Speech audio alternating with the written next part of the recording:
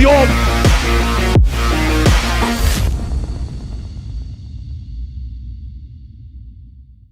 I'd say for a tournament like this, there's not much pressure. Like obviously coming over to Europe as an Oceanic team, you're usually like seed 16. You're playing against like one of the best teams in Europe.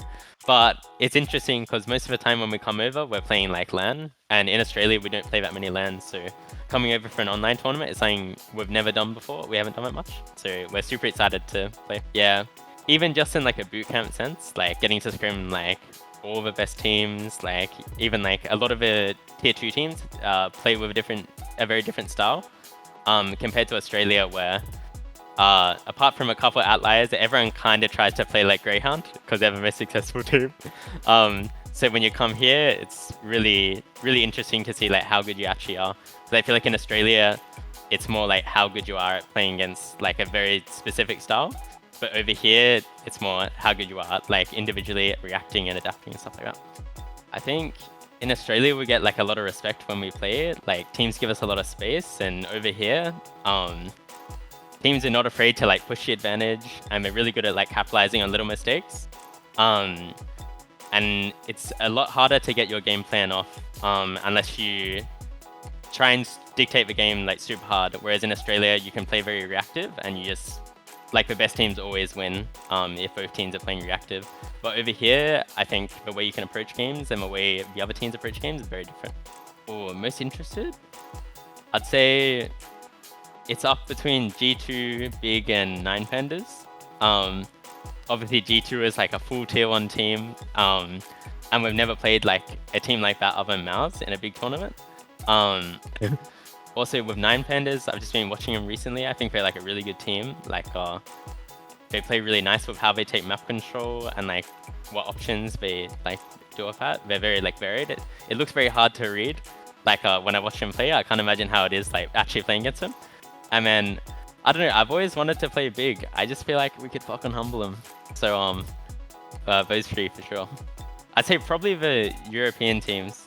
But I do think some of the Brazilian teams are insane as well. Like we've been scrimming them recently.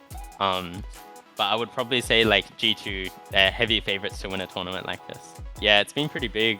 So usually there's just like only ESL tournaments in Oceania, and maybe like once every year you'll get a blast qualifier, but we didn't even get that this year.